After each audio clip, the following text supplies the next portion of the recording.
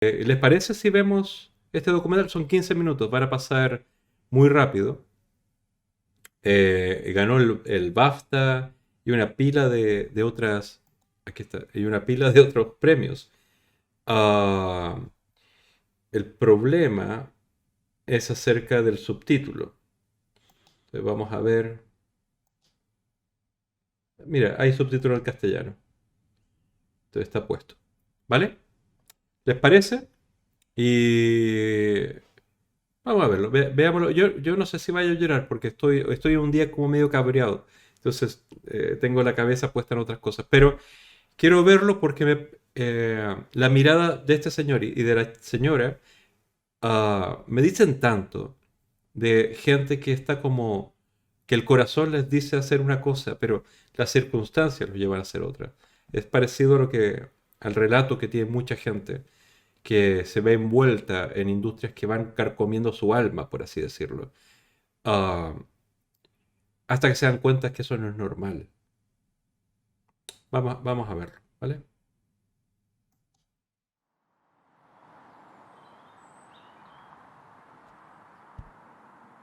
You were quite feral, really, being on a farm. As soon as you could toddle, you were outside, sort of running amongst the cows as far as it was safe, and quite an outdoor life, really.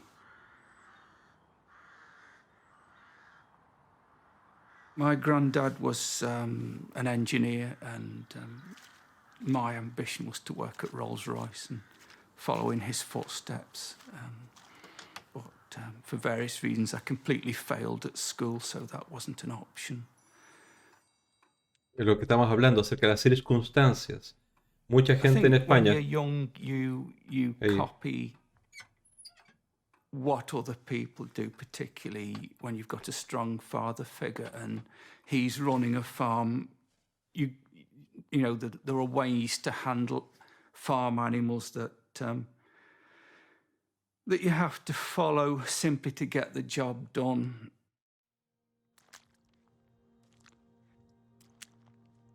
I began to sort of feel conscious of the fact that the animals had feelings, and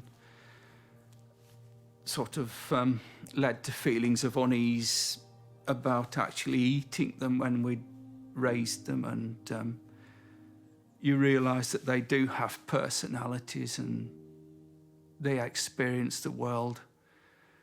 They're not just sort of robots that eat and sleep. Qué profundo y qué sencillo. I couldn't sort of disconnect that feeling of having to get the job done from the fact that they were individuals rather than just sort of units of production, or just more than a number, really.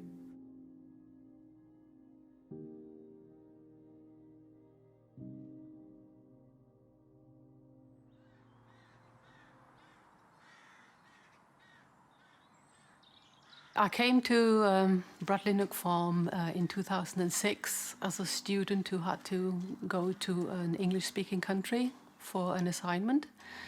And I chose to drop city life for 2 months and work on a farm. Jay was talking about how he doesn't like very much what he's doing with the cattle farming, and that he really would like to do something different. And by the end of the 2 months, he said, why don't you come and live with me, and we start something completely different. I came here with the intention of changing the farm to something that would not involve taking animals to the abattoir.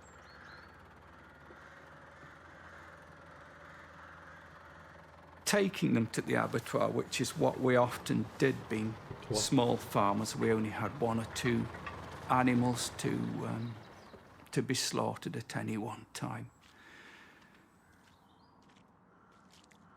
You felt as if you were betraying them because you'd made friends with them, if you like. And so to all of a sudden, one day, load them into a trailer, something they'd not experienced before. And you knew that you were taking them to what must be a terrifying experience. It was soul-destroying, that's how it felt. It was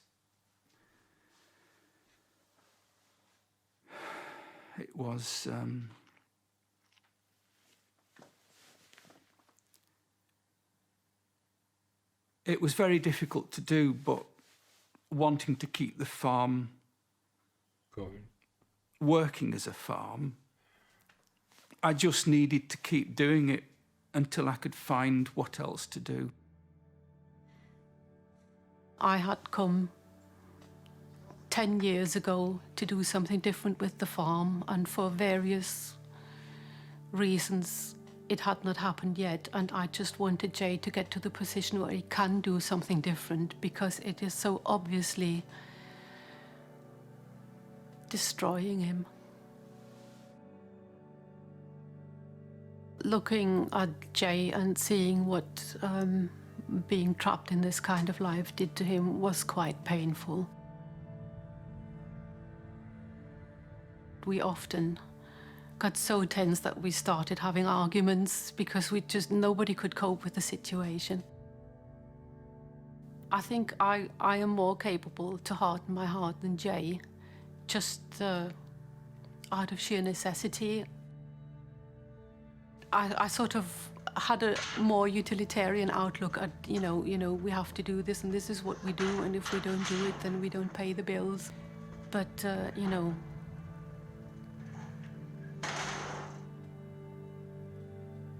you know what you're doing, and it's horrible. It became clear that we really have to find a solution.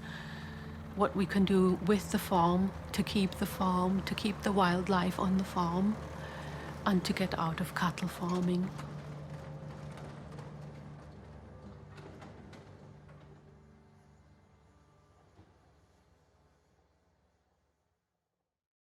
It had been suggested from various sources that the best solution would really just to sell up and go away. Selling up the farmyard and 2 fields and, taking the money for so many houses being built and walking off rich people was not something that we wanted to do. After my father died, I didn't have the excuse really of sort of keeping him happy by maintaining the farm as he wished. But I simply didn't know what else to do. At first, we installed a small number of solar panels, thinking that was a way to kind of offset the environmental impact of the farm. Then we tried to get planning permission for a wind turbine, but that was refused.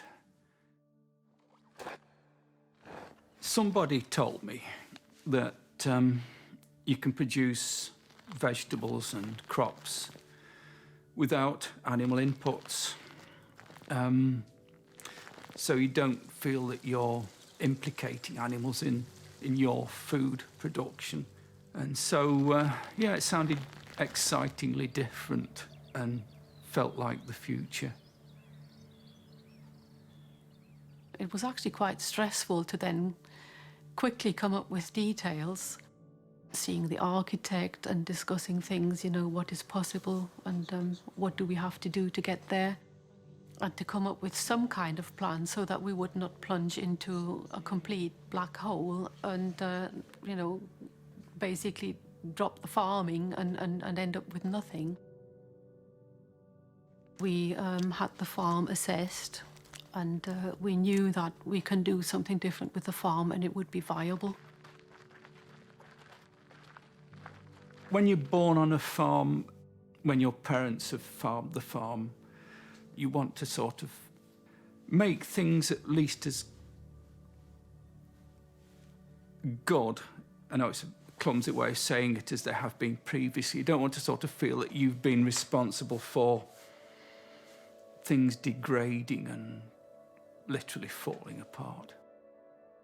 Scary, because It seems so far out after a lifetime of animal farming to sort of say, okay, you can manage without any animals at all by vegan organic agriculture.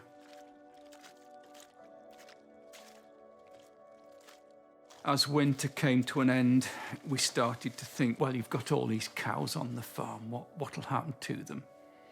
Will you send them to market or maybe send them to slaughter? And I said, well, that wouldn't be a good way to start vegan farming. We'll try and find them places at sanctuaries, but it'll take a long time. We've got to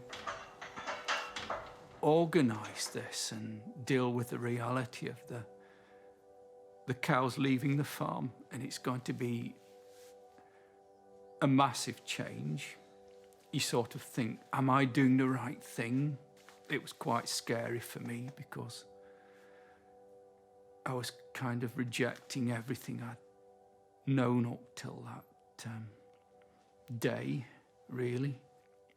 To do something as radical as getting rid of the livestock from the food chain seemed threatening to most of agriculture, I think.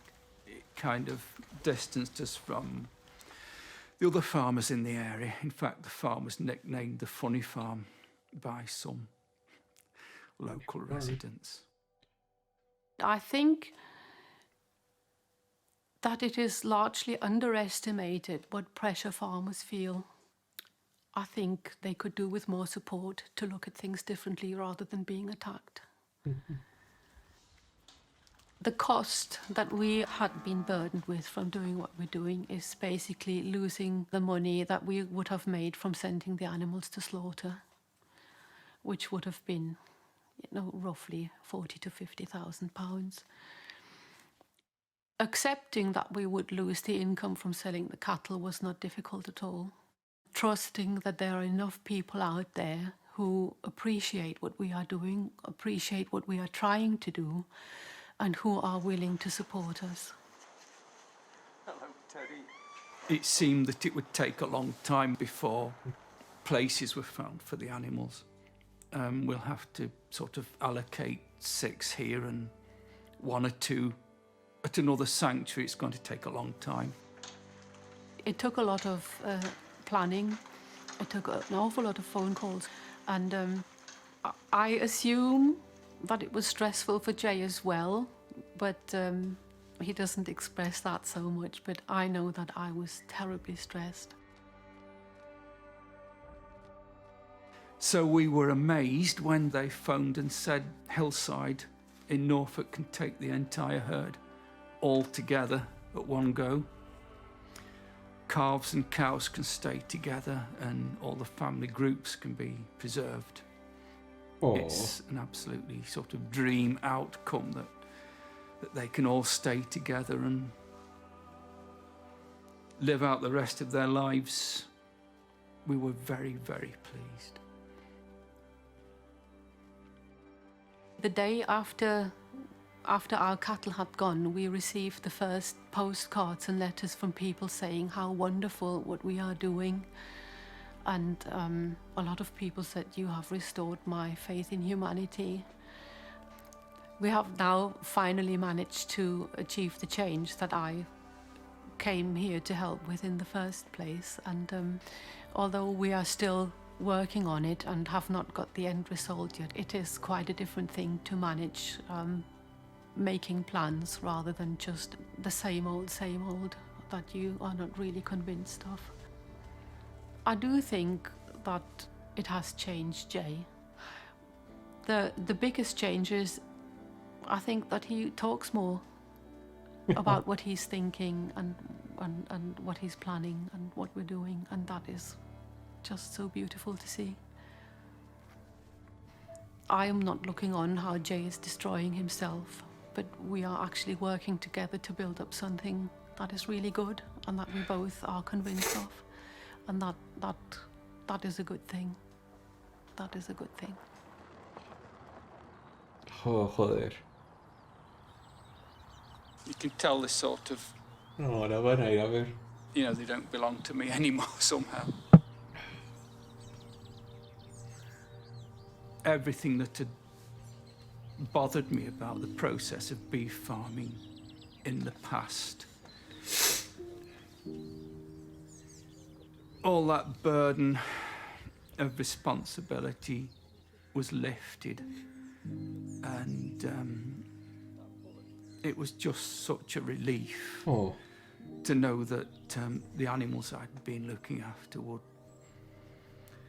have a happy, cowy life for the rest of their lives. I know it sounds soppy, but it was a joy, really, to learn that the ones who were still living on the farm were going to be saved, literally, and enjoy just being cows. Es que es tan simple, tan hermoso.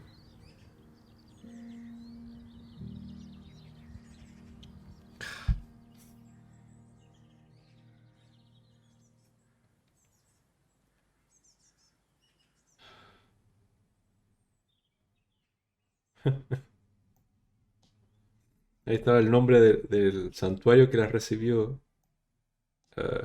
Hillside Animal Sanctuary. Ay, Dios, joder.